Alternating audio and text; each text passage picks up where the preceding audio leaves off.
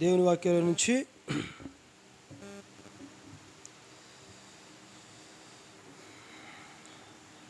ఆమోసు గ్రంథం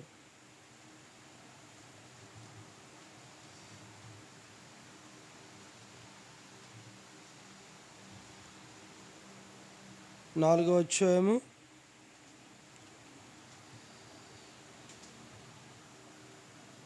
12వ వచనం.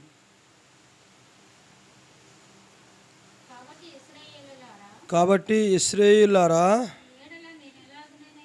మీ ఎడల నేను ఎలాగునే చేయుదును కనుక ఇశ్రాయేలులారా, మీ దేవుని సన్నిధిని కనబడుటకై సిద్ధపడుడి. చాలు, చిన్న ప్రార్థన చేసుకుందాం.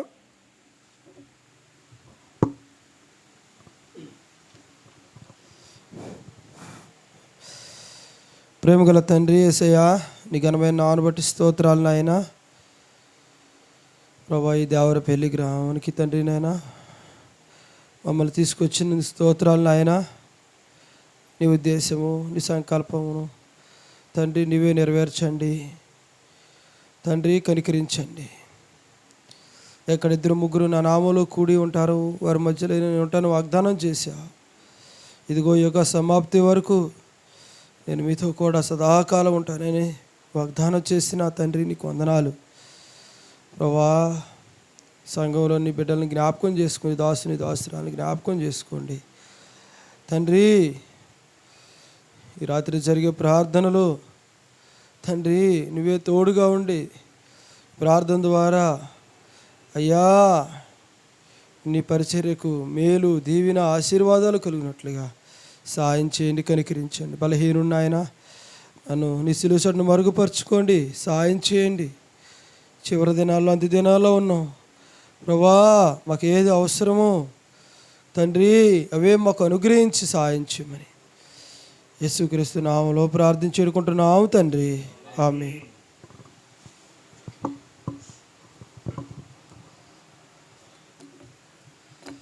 ప్రియమైన వర్లారా,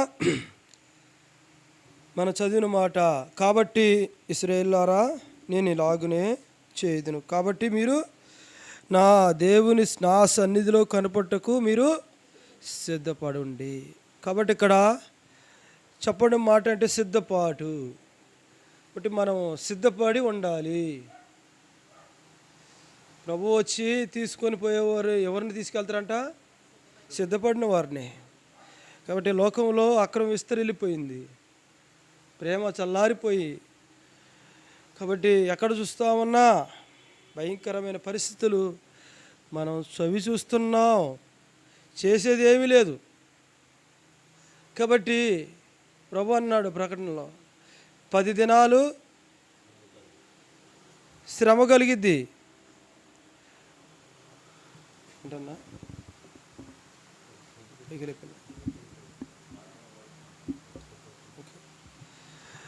కాబట్టి ప్రభు అన్నాడు, అంతం వరకు సహించువాడెవడో వాడే రక్షించబడతానన్నాడు.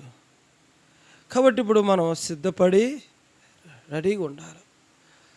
అదే మాట మరి ప్రకటన గ్రంథాలు, నీకు కలిగిన దాన్ని గట్టిగా పట్టుకో, జార విడిచిదివేమో జాగ్రత్త, పాటుకుంటుంది కదా. కాబట్టి ప్రభు ప్రతి చోట జాగ్రత్త జాగ్రత్త జాగ్రత్త. లోకంలో విషయంలో జాగ్రత్తగా ఉండు, నీ మట్టుకు నీవు జాగ్రత్తగా ఉండు, మెలకుగా ఉండు. కాబట్టి ఏ క్షణంలో శత్రువు మనల్ని దాడి చేస్తుందో తెలియదు. కాబట్టి మెలకుగా ఉండండి, జాగ్రత్తగా ఉండండి. జాగ్రత్త లేకపోతే ఏమవుతుందంట? అంతే సంగతులు. ఇప్పుడు గోదావరి పుష్కరాలు వచ్చి ఒకసారి బోర్డు పెడతారంట, బాగా ఫుల్గా ఫోర్స్గా నీళ్ళు వెళ్ళేటప్పుడు ఏం చేస్తే బోర్డు పెడతారు, ఇంతవరకే వెళ్ళాలి, కానీ దాటి వెళ్ళిపోయారా వెళ్ళిపోతారు ఇక అంతే అంటారు. బోర్డు పెట్టారు. బోర్డు లేదనుకో ఏమైపోతారు? ఎప్పుడులాగే ఉంది కదా అని వెళ్ళిపోతే ఏమైపోతారు? ప్రమాదం ఉన్నది, మలుపు చాలా ప్రమాదం ఉన్నది, జాగ్రత్త అని బోర్డు లేదనుకో ఏమైపోతాం? మార్కింగ్ లేకపోతే ఏమైపోతాం? ప్రమాదం జరుగుతుంది. కాబట్టి ప్రతి చోట ప్రభు ఏంటంటే హెచ్చరికలు చేస్తూ ఉంటాడు, జాగ్రత్తగా ఉండండి. నీ మట్టుకు నీవు జాగ్రత్తగా ఉండు. ప్రభు అంటాడు ఒకసారి, నువ్వు సిద్ధంగా ఉండు. ఇది మాట హెజ్కేల్లో ఉంటుంది అనుకుంటా. ఏమంటాడంటే 30 హెజ్కేల్లో అనుకుంటా 30, సిద్ధపడు, నీవు సిద్ధంగా ఉండి నీతో ఉన్నవారిని కూడా సిద్ధపరచు. మాట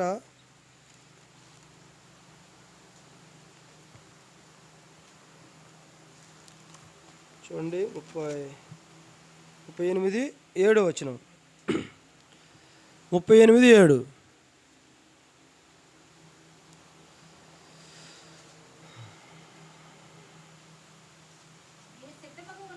నీవు సిద్ధముగా ఉండుము,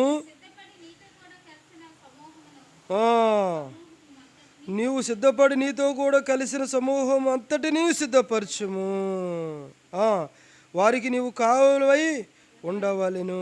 కాబట్టి ప్రభు చెప్తున్నాడు, నీవు మొట్టమొదటిగా మనం సిద్ధపడి ఉండాల, తర్వాత మనతో పాటు ఉన్న సమూహమును సిద్ధపడి ఉండాల. అందుకే ఆ దినాలు సమీపిస్తా ఉన్న కొద్ది ఏం చేయాలంటున్నాడు ఎబ్రీ పత్రికలో 12:28. ఏమంటా 12:28 ఏమంటాడు ప్రభు? ఎబ్రీ 10:20 చదవండి. మానక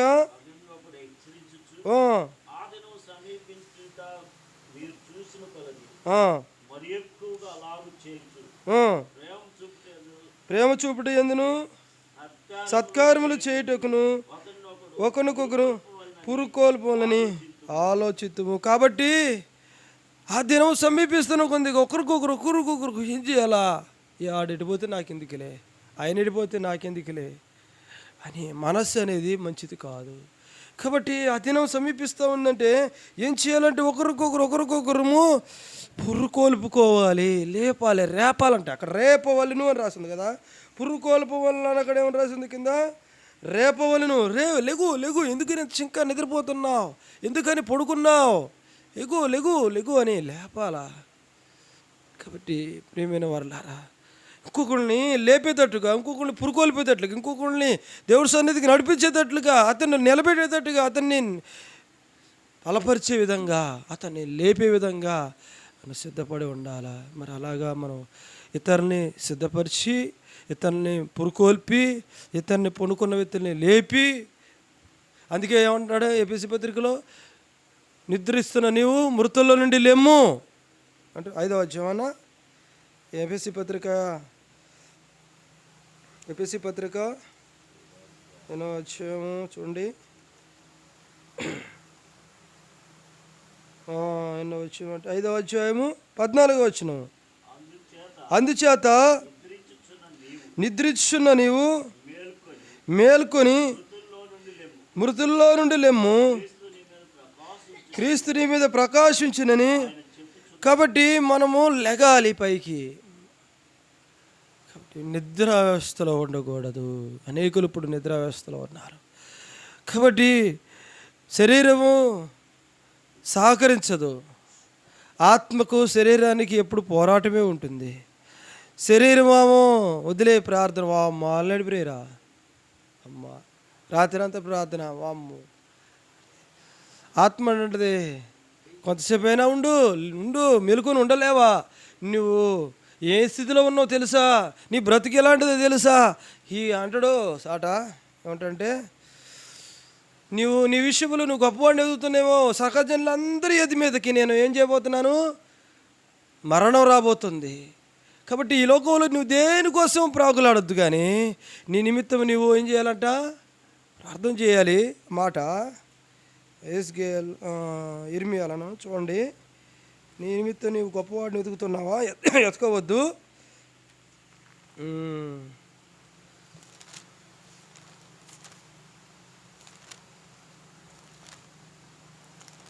సకల జనులకు నేను కీడు రప్పించిపోతున్నాను, దోపుడు సొమ్ము దొరికినట్లుగా.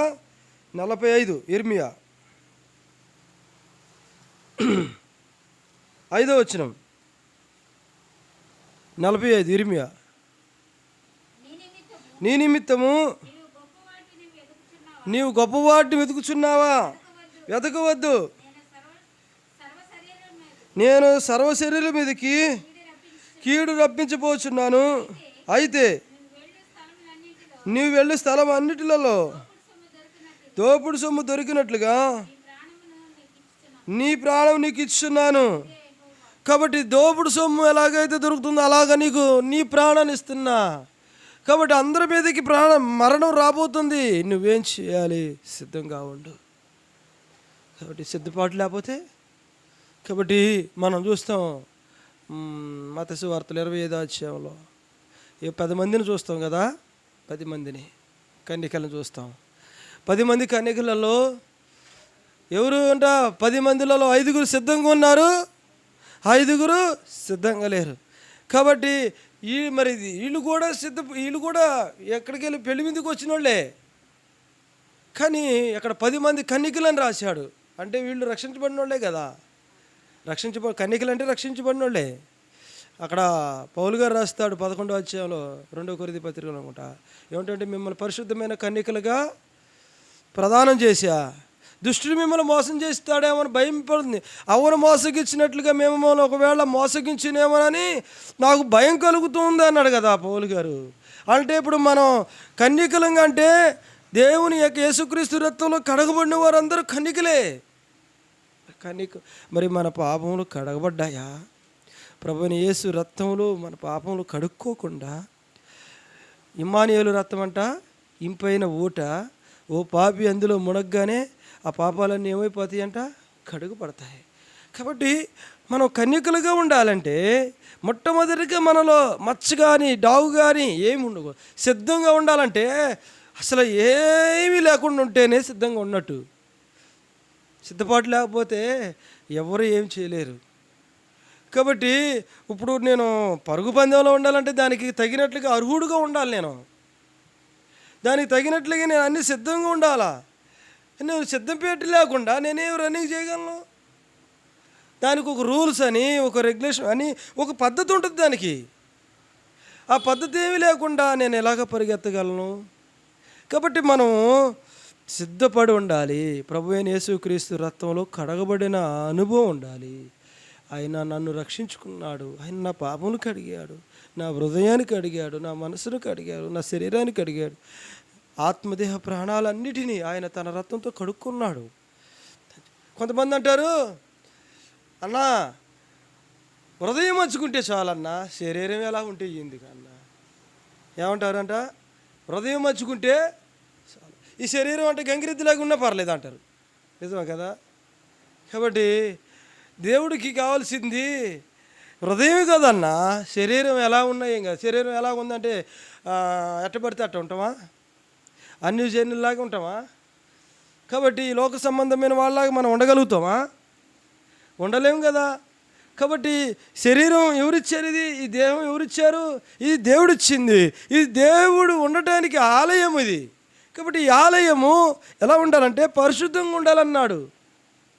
ఈ ఆలయం ఎలా ఉన్నా, ఈ శరీరం ఎలా ఉన్నా పర్లేదండి. హృదయంలో యేసయ్య ఉన్నాడండి. శరీరం ఎలాగైనా ఉండొచ్చండి, ఎలా పడితే అలా ఉండొచ్చండి అని అంటున్నారు కొంతమంది. కానీ ప్రభువు చెప్పాడు తెస్సలోని పత్రికలో 5వ అధ్యాయం అనుకుంటా, ఏమని రాశాడు తెలుసా?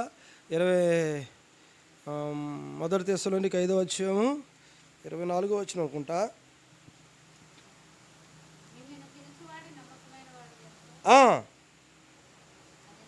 అదే 23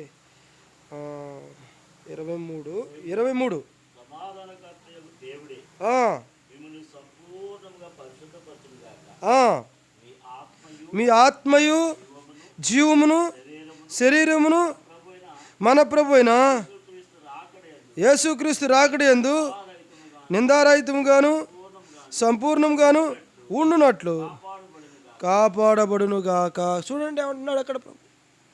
ఇక్కడ 3 ఇక్కడ రాశాడు ప్రభు. పరిశుద్ధాత్మ దేవుడు ఏమి రాశాడు? హృదయం ఒకటే రాశాడా? చూసారా? 3 రాశాడుగా. ఏంటండి హృదయం మంచుకుంటే చాలండి అన్న. కాబట్టి నాతో అనే మాటలు, హృదయం బాగుంటే చాలన్నా, శరీరం ఎలా ఉన్నా ఏం కాదన్నా. కాబట్టి ఎలాగున్నా పర్లేదంట శరీరం. ఈ శరీరం ఎక్కడికి వెళ్ళి తినొచ్చినా పర్లేదంట. కాబట్టి ఎంత భయంకరమైన బోధలు తెవేలేరు అంటే అంత భయంకరమైన బోధలు. కాబట్టి బురదలో నువ్వు బురదలో కాలేసావు, కడుక్కోవా అని అంటాడు ఒక ఆయన సేవకుడు, పెద్ద సేవకుడు. అట్లాగే మనం ఎక్కడైనా బురదలో అడిగేసి వచ్చి ప్రభు దగ్గర కడుక్కోవచ్చు అంటున్నాడు. తెలిసి బురదలో అడిగేసి, అందుకే ఒక సామెత ఉంది కదా, ఏమంటే బురదలో కాలు వేయి నేల కడుక్కున్న నేల అంత సామెతలు మనం చదువుతాం కదా, అందులో చదువుకునేటప్పుడు. అంటే నువ్వు అందులో కాలు ఎందుకు వేసావు, మళ్ళీ ఎందుకు కడుక్కోవాలా? తెలుసు కదా నీకు అది బురదని తెలుసుగా. ఏదైనా పొరపాటున పడిపోతే కడుక్కోవటానికి తప్పలేదు. తెలుసు కూడా యేసుప్రభు ఎలాంటి వాడు తెలుసా, ఎంత ప్రేమ కలిగినవాడు తెలుసా. నువ్వు ఎన్ని పాపాలు చేసినా క్షమిస్తాడు. యేసయ్యా నేను పాపిని, నన్ను క్షమించయ్యా అంటే సార్ క్షమించేస్తాడు. కాబట్టి మనం ఎక్కడికి వెళ్ళని తినవచ్చు, ఏం చేయొచ్చు, ఏదైనా బతకొచ్చండి అని చెప్పి బాధలు ఇప్పుడు ఉన్నాయి, లేవంటారా? బట్ ఇప్పుడే అయ్యి ఎక్కువ నడుస్తున్నాయి, అవి ఎక్కువ పని చేస్తున్నాయి కూడా అయ్యి. కాబట్టి ఇక్కడ రాయబడి ఉందంటే శరీరము, ఆత్మ, ప్రాణము 3 పవిత్రంగా ఉండాలి. ప్రభువు రాకడ నిందారహితంగా ఉండాలి. కాబట్టి ప్రియమైన వాళ్ళ హృదయం బాగుందంటే ఆటోమేటిక్గా శరీరం కూడా ఆటోమేటిక్గా బాగుపడిపోద్ది. అది ఆటోమేటిక్గా మన హృదయంలో ఇప్పుడు నేను చూడాలనుకుంటున్నా, అది కోరిక ఎక్కడ కలిగిద్ది? నాకు హృదయంలో కలిగిద్ది.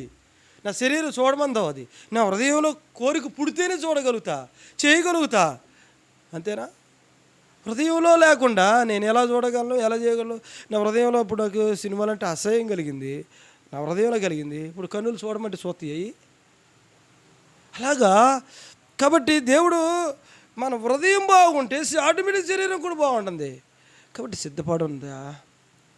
కాబట్టి అక్కడ దేవుడు అంటున్నట్టే నువ్వు నా సన్నిధిలో కనబడాలంటే సిద్ధపడి ఉండాలి. సిద్ధపాటు లేక అనేకులు ఏమైపోతున్నారంటే పడిపోతున్నారు. అందుకే నువ్వు సిద్ధంగా ఉండు, నీతో కూడా ఉన్న వారిని కూడా సిద్ధపరచు. అక్కడ బుద్ధిగల కన్యకలు మనం చూస్తాం. మత్తయి సువార్త 25వ అధ్యాయంలో. ప్రియమైన వారలారా వినండి, త్వరగా ముగిస్తాను. కాబట్టి ఇక్కడ 10 మంది కన్యకలు మనం చూస్తున్నాం. అందులో ఎంతమంది ఉన్నారంటే 10 మందిలో. చూడండి, మొదటి వచ్చిన కాడ చదవండి. పరలోక రాజ్యము పెళ్లి కుమారుని ఎదుర్కొనుటకు వీరిలో 5 బుద్ధి లేని వారు, 5 బుద్ధి గలవారు.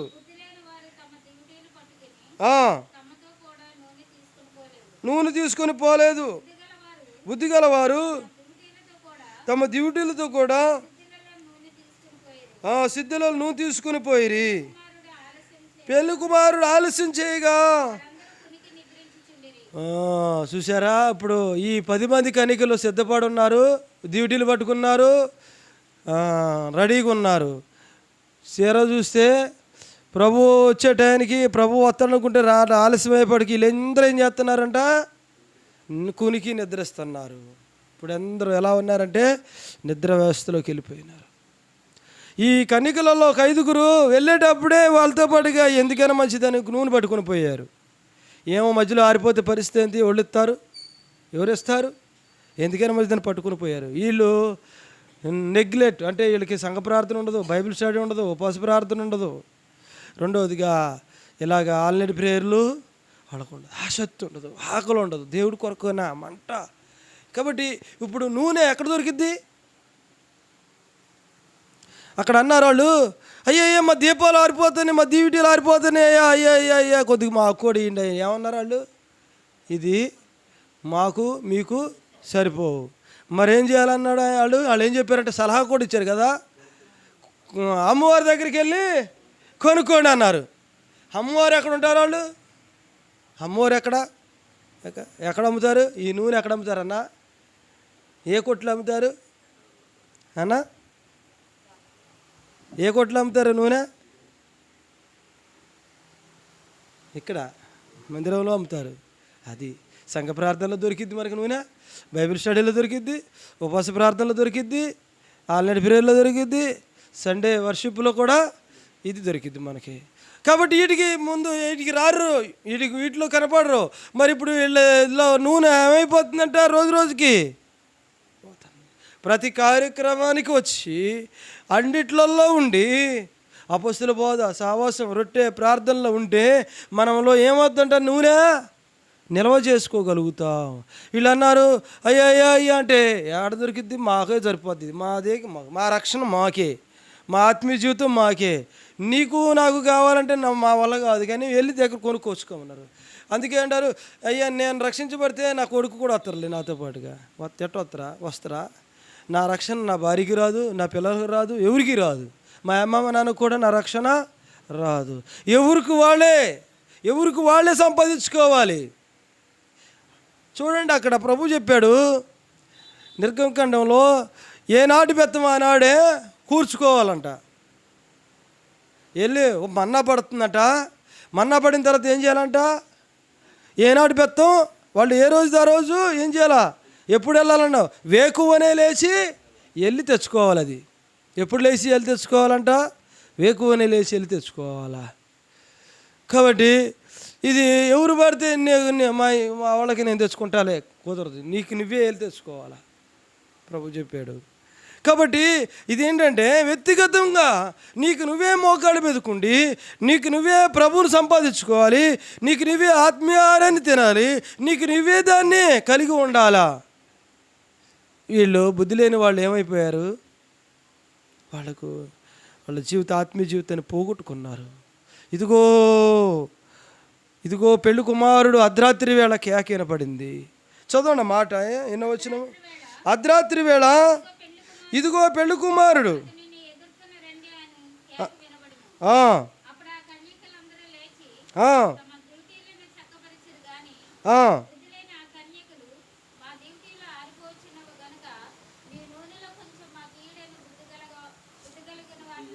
కాబట్టి ఇక్కడ అదిగో అర్ధరాత్రి వేళ కేక పడింది, పెళ్లి కుమారుడు అతను ఎదుర్కొని రండి అని సిద్ధంగా అని అర్ధరాత్రి వేళ కేక పడింది.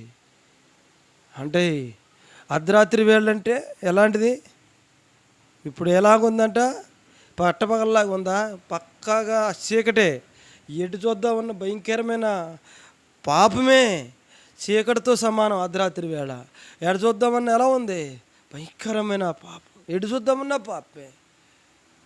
కన్ను లేపితే చాలు మొత్తం పాపమే కనపడుతుంది. ఇదంటే ఇప్పుడు ఎలా ఉందంట? అంతా మోసము, కుయుక్తి, అన్ని నరహత్యలు, వ్యభిచారాలు, దొంగతనాలు, మోసాలు, అన్ని రకాలుగా స్వార్థము, స్వయము, నాది, నేను. ఇక దేవుడు పని దేవుడి పని, దేవుడి కార్యము, దేవుడి సంఘము, దేవుని బిడ్డలు ఇవేమీ లేవు. ఎంత మట్టికి నాది నేనే అంటే ఇప్పుడు ఇది ఎలా ఉందంట? అర్ధరాత్రి లాగా ఉన్నది. కాబట్టి అర్ధరాత్రి వేళ ఆ సమయంలో అందరూ అర్ధరాత్రి వేళ అందరూ నిద్ర వ్యవస్థలో ఉంటారన్నమాట. అందరూ ఎలా ఉంటారు అర్ధరాత్రి వేళ? అలాగే ఇప్పుడు ఎలా ఉన్నారన్న? నిద్ర వ్యవస్థలో ఉన్నట్టు, అంటే లోకంలో ఉన్నారు. కాబట్టి ప్రియమైనప్పుడు మనం ఎంతమంది? 5 6. కాబట్టి ఈ ఊర్లో ఎంతమంది ఉంటారంట? అందరూ ఎలా ఉన్నారు? ఇప్పుడు నిద్ర వ్యవస్థలో ఉన్నారు, లోకంతో ఉన్నారు, లోకంలో కలిసిపోయి ఉన్నారు.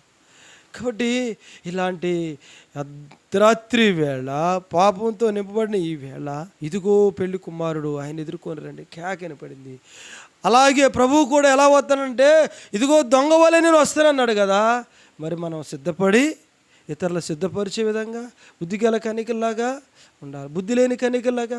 అందుకే నా దేవుడి సన్నిధిని కనపడక మీరు సిద్ధపడి ఉండండి. దేవుడి సన్నిధిలో కనపడాలంటే బుద్ధిగల కన్యకల్లాగా ఉండాలంటున్నాడు. బుద్ధి లేని కన్యకల్లాగా ఉండకూడదు. మంచి స్నేహితుల్లాగా కలుసుకోవాలా, చెడ్డ స్నేహితుల్లాగా కలుసుకోకూడదు. ఒక ఆయన వెళ్ళాడంట పెళ్లి విందుకి, డైరెక్ట్గా వెళ్ళిపోయాడు. మార్క్స్ వార్తలు అనుకుంటా, 12వ అధ్యాయం అనుకుంటా. స్నేహితుడా పెళ్లి వస్త్రం లేదే అంటే అని అడిగిండు. చూడండి అన్న మాట, ఏమో మార్కేనా 12వ అధ్యాయమా? చూడండి అక్కడ ఎన్నో అధ్యాయం మార్కులేనా? పెళ్లి కుమారుడా, అదే స్నేహితుడా, పెళ్ళి 11వ మత్తయి వార్త 22:12 చదవనా? స్నేహితుడా పెళ్లి వస్త్రం లేక ఇక్కడికి ఎలా వచ్చిందో అనగా, చూడండి యేసుప్రభు దగ్గర కలుసుకోవాలంటే ఎలాగ కలుసుకోవాలి? మంచివాడిగా కలుసుకోవాలా, మంచి స్నేహితుడిగా కలుసుకోవాలా. కానీ ఇతడు పెళ్లి వస్త్రం ఏది? పెళ్లి వస్త్రం లేకుండా సిద్ధపాటు లేదు, ప్రభు రాకడకు సిద్ధపాటు లేదు, భారం లేదు, వేదన లేదు. ప్రభు అంటున్నాడు, ఒక గడియ కూడా మీరు మెలకువని ఉండలేరా? ప్రార్థనలో ఉండలేరా? మీరు శోధనలో ప్రవేశించుకున్నట్లు మెలకువగా ఉండి ప్రార్థన చేయండి అన్నాడు. ప్రార్థన భారం లేదు, ఆత్మల కొరకు వేదన లేదు, కాబట్టి విచారం లేదు. కాబట్టి మానవులు ఎంతవరకు తెచ్చుకోవటము, సంపాదించుకోవటము, తినటము, పడుకోవటము, అంతేగాని సంఘం గురించి, ఆత్మల గురించి, దేవుడి మందిరం గురించి ఆరాటము లేనివారుగా ఉంటున్నారు. కాబట్టి ఇతడు ఎలాంటి వాడు చూడండి, నా స్నేహితుడా, ఏంటి మంచోడా చెడ్డోడా? అందరికీ బట్టలు ఇస్తున్నాడు, అందరికీ పెళ్లి వస్త్రం వేస్తున్నాడు, మరి ఇతను కూడా తీసుకోవచ్చుగా. నిర్లక్ష్య వైఖరి, నిర్లక్ష్యం. అంటే ఫ్రీగా వచ్చేదేనా? అలుసే కదక్క. ఫ్రీగా వస్తున్నారంటే ఎవరికైనా ఎలా ఉంటుంది? అలుసే. డబ్బులు అంటే అప్పుడు కొద్దిగా విలువ కడతారేమో. కాబట్టి ఫ్రీగా ఇస్తున్నారంటే అలుసుగా ఉంటుంది. కాబట్టి దేవుడు ఇచ్చే వస్త్రము, రక్షణ వస్త్రము, అది పెళ్లి వస్త్రము ఉచితం. అది ఎలా వచ్చిందంట? ఆయన ప్రభువైన యేసుక్రీస్తు వారు ఏంటంట, సిలువలో మరణించడం ద్వారా, ఆయన చిందించిన రక్తం ద్వారా ఇప్పుడు ఆ పెళ్లి వస్త్రము వచ్చింది. కాబట్టి ఈ పెళ్లి వస్త్రాన్ని దేవుడు ఇస్తుంటే ఈయన తీసుకోకుండా ఈ పెళ్లి ఇంటికి వెళ్ళిపోయినాడు. ఏమైపోయాడంట? ఇతడు మౌనంగా ఉన్నంట, మాట్లాడట్లా.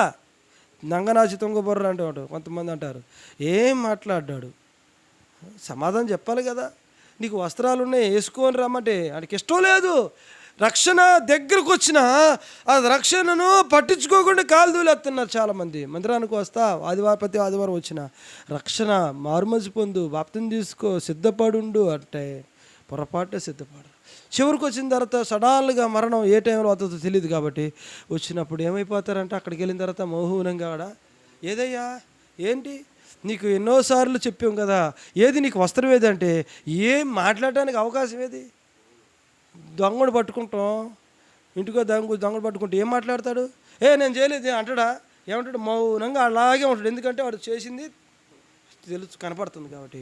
కాబట్టి ఆ వ్యక్తి ఎందుకు మాట్లాడబోతున్నట్టే తాను తప్పు అక్కడ కనపడుతూ ఉంది, చెప్పలేకపోతున్నాడు, మౌనంగా ఉన్నాడు. అందుకే ఏమన్నాడు తెలుసా అక్కడ? వీడు కాళ్ళు చేతులు కట్టి వెలుపల చీకట్లో పడేయండి అన్నాడు. కాబట్టి ప్రియమైన వారులారా, మన బ్రతుకు, మన జీవితము ఎలా ఉండాలంటే వెళ్ళి వస్త్రం ధరించుకున్న వారిగా, మెలకుగా ఉండేవారుగా, బుద్ధిగల కనికలాగా, మంచి స్నేహితుల్లాగా మనం కలుసుకోవాలి. ఒక దినాన ప్రభు దగ్గర మనం కలుసుకోవడానికి వెళ్ళబోతున్నాం, ప్రభు దగ్గర ఉండబోతున్నాం.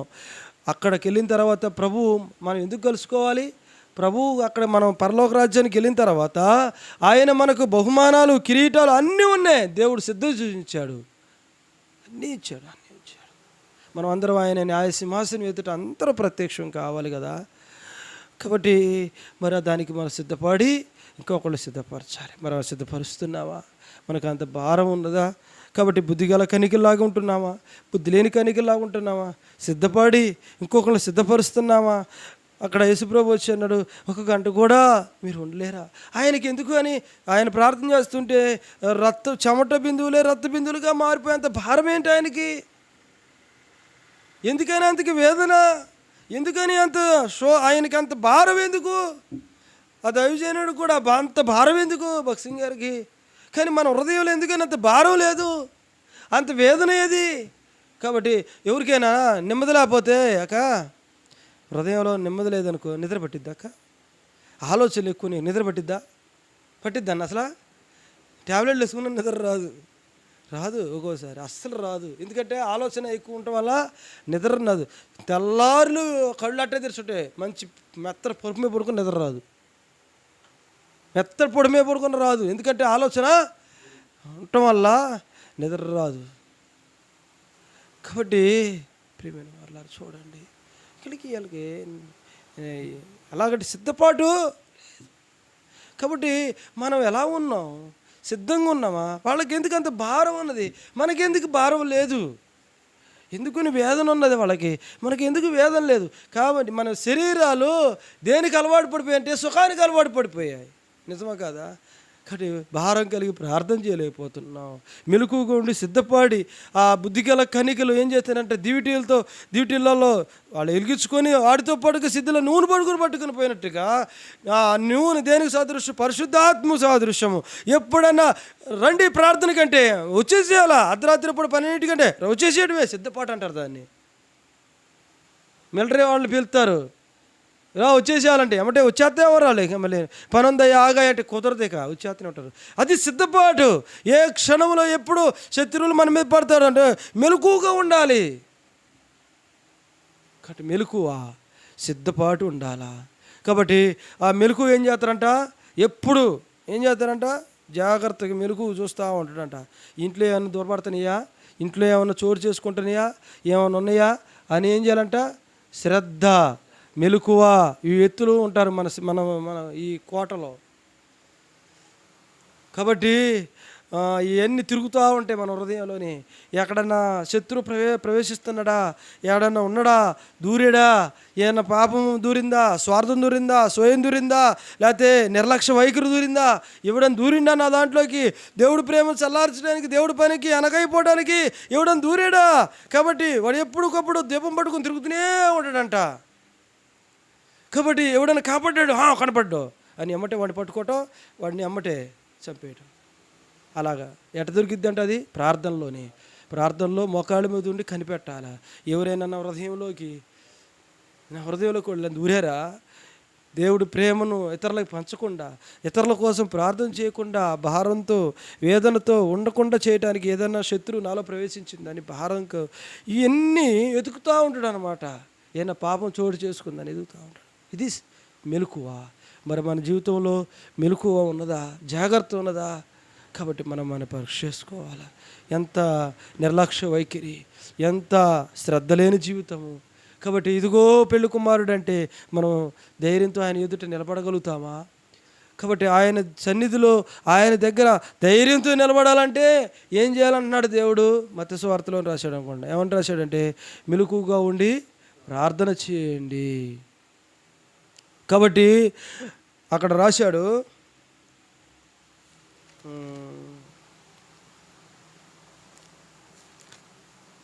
ఏమని రాశాడంటే మాట అంటే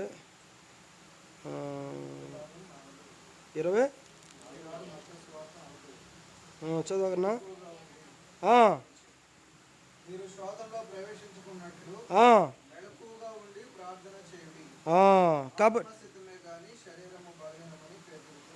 కాబట్టి మెలకువగా ఉండాలి.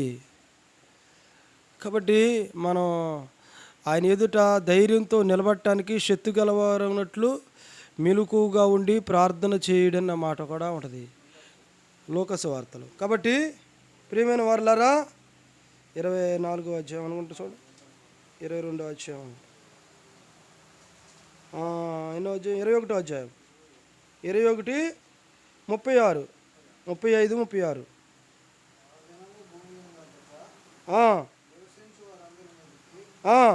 అకస్మాత్తుగా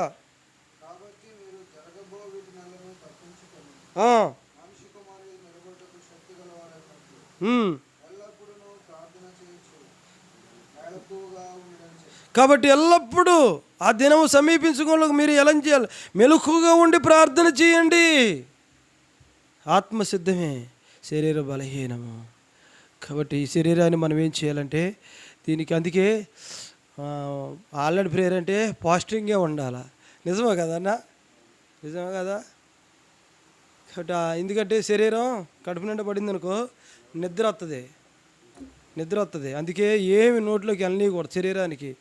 అందుకే దీన్ని పందితో పోల్చాడు దైవజనులు. ఏం చేశారంటే శరీరాన్ని పందితో పోల్చారు, ఆత్మర దేహంతో పోల్చారంట గొర్రెతో పోల్చారు. పందిని ఏం చేయాలంట ఎండగట్టాలి, గొర్రెని ఏం చేయాలంటే మేపాలి బాగా. కాబట్టి మనం పందిని ఎక్కువ మేపి గొర్రెని తక్కువ ఇచ్చిన అనుకో ఏది గెలిచిద్ది, ఏది లాక్కెళ్ళద్ది? మనం ఎక్కువ సమయం దేని కొరకు గడుపుతున్నాం? శరీరానికి కొరక, ఆత్మ కొరక? భక్సింగ్ గారు ఎక్కువగా ఆత్మ కొరకే బతికేవాడు కాబట్టి శరీరం ఆయన పనిచేయలేకపోయింది. అందుకే ఆయన జయించగలిగాడు. మనం శరీరాన్ని ఏం చేస్తున్నామంటే పుష్టిగా మేపుతుంటే అది మన మాట ఎందుకు వినిద్ది? అది కాబట్టి 2 కుక్కల్ని నల్ల కుక్క తెల్ల కుక్కని కట్టేశారంట, కలిపి ఒక బోన్లో పెట్టారంట. ప్రతిరోజు యజమానుడు ఏం చేసేవాడంటే రొట్టెలు వేసేవాడంట వాటికి. రొట్టెలు వేస్తే ఈ నల్ల కుక్క ఏం చేసిందంటే అది వస్తుంటే అనందంట. అన్నప్పటికీ ఇదేంటి ఎట్ట అంటుంది, ఏంటిది, సర్లే పోతే బాగానేలే, ఇది పోతే పని ఒకసారి దాన్ని తినేలే, దీంతో తగ్గు నాకెందుకులే పో కానీ. ఆ తెల్లకొక్క ఏం చేసిందంటే రొట్టెని దానికి కుదిరితే అది తిన్నా, 2 అది తినేసిందంట. 2 చెరువుటే వేసింది నాడు, ఒకే బౌల్లో ఉన్నాయిగా 2 ఇంట్లో బొవ్వు అన్నప్పటికీ దీంతో నాకు తలకనే పెందుకులే, సాయంత్రం వచ్చేది ఏంటంటలే, ఈరోజు నేను ఫాస్టింగ్ ఉంటాలే అనుకొని వదిలేసిందంట. ఆ కుక్క ఏం చేసిందంట, 2 తినేసిందంట. సాయంత్రంకి వచ్చేప్పటికి తెల్లకొక్క ఏమైపోద్దన్న, ఇప్పుడు మళ్ళీ 2 వేసిండు. 2 వేసేప్పటికి మళ్ళీ అది బొవ్వు అంది. బొవ్వు అంటే నెలకు మళ్ళీ బొవ్వు అంటే ఇప్పుడు ఏం చేసేది, దాని మీద తిరగబడిద్దిగా. దీనికి ఏమైపోయింది, శక్తి నీరసిచ్చిపోయిందిగా. ఇంకేడ గెలిచిద్ది, అది గెలవలేదు. వేసి అన్నీ ఇది తింటుంది. చూసిన తర్వాత కొన్ని రోజులకి 4 రోజుల తర్వాత చూసిండంట, ఈ కుక్క అట్లా ఉంది, నల్లది, ఎంత బలిసిపోయింది, ఇది నీరసించిపోతుంది. ఇది అబ్బా నేను ఇటు 2టికి సమానంగా చేసే కదా, ఇన్ని రోజులు బాగానే ఉంటాయి, ఇదేంటో తేడా వచ్చింది ఏంటప్ప అని ఆలోచించాడంట. ఈసారి ఏం చేసాడు యజమానుడు, ఆ రొట్టెలు అట్ట వేసేసి వెళ్ళినట్టు వెళ్ళి వెనక్కి వెళ్ళి అక్కడికి చూసాడంట. అది మరొకటం, అది పక్కన కూకోవటం, ఇది 2 ఇది 2 రొట్టెలు ఇదే తింటుందంట. అమ్మ ఇదే సంగతి అని చెప్పి అప్పుడు నల్లదాన్ని తెల్లదాన్ని వేరు చేసి వేసాడంట. కాబట్టి ఇప్పుడు దేని చేస్తుందంట, శరీరం నల్లదంటే దేనికి, శరీరానికి సాదృశ్యం. ఇప్పుడు శరీరానికి మేత ఎత్తున్నాం, ఆత్మ మేత ఏది, ఏం కాదులే, ఈరోజు లేకపోతే ఏం కాదులే, పాలేడు ప్రేయర్లు లేకపోతే ఈరోజు రాకపోతే ఏం కాదులే, వచ్చే వారం ఇంకో ఆదివారం వెళ్తాంలే, లేకపోతే మంగళవారం సంఘ ప్రార్థనకి వెళ్తాలే, లేకపోతే వచ్చే వారం పోతలే అని ఏం చేస్తామంట, శరీరాన్ని ఇలా తలిసిపోయవచ్చులే, శరీరం బలహీనంగా ఉందిలే అని శరీరం అని చెప్తుంది. నా బొజ్జుకిచ్చేప్పటికే ఓకే ఓకే ఓకే ఓకే నీ మాట ఏంట అని శరీరం మాట ఏంటున్నావు, పడైపోతున్నావు. రాను రాను రేపొద్దున ఏమైపోద్ది, ఆత్మ వెలిగిద్దా జరిగిద్దా, అట్టాగా రాను రాను ఏమైపోతుంది, ఆత్మ క్షీణించిపోతుంది. కాబట్టి ప్రియమైన వాళ్ళారా, మరి సిద్ధపడి ఉన్నావా, మెలకుగా ఉన్నావా, మనం పరీక్ష చేసుకుందాం, ఎలా ఉన్నాం మన జీవితం. ప్రభు వచ్చినప్పుడు ఆయన ఎదుట నిలబడటానికి శక్తి గలవాగినట్లు ఎప్పుడు మెలకుకోండి, ప్రార్థన చేయండి అన్నాడు. మరి మనం ప్రార్థన చేయగలుగుతున్నావా? కాబట్టి వేదనతో గుండెల్లో భారం ఉంటే నిద్ర రాలేదు మనకి. ఎందుకు ప్రభువా నేను ఎందుకు ఇలా ఉన్నా, నా పరిస్థితి ఏంది, కాబట్టి నా పనేంటి, కాబట్టి అయ్యా ఏంటి పరిస్థితులు ఎలా ఉన్నాయి, కాబట్టి అంత తల్లకల్లాలో ఉంది అని నెమ్మది లేదు నాయన అని ఉన్నవాళ్ళకి నిద్ర రాదు, మనేదిగా ఉన్న వాళ్ళకి నిద్ర రాదు, ఆలోచనలు ఉన్న వాళ్ళకి నిద్ర రాదు. కాబట్టి అందుకే సియోనులో మన ఆమోసు 4:6 అధ్యాయం 1వ వచనం రాయబడింది. ఇక్కడ రాసింది చూడండి, సియోనులో 6వ అధ్యాయం 1వ వచనం, ఆమోసు 6 1వ వచనం, ఆమోసు 6 1వ వచనం. సియోనులో చూడండి ఏమన్నాడంటే, నిర్విచారంగా ఉన్నవారికి శ్రమ,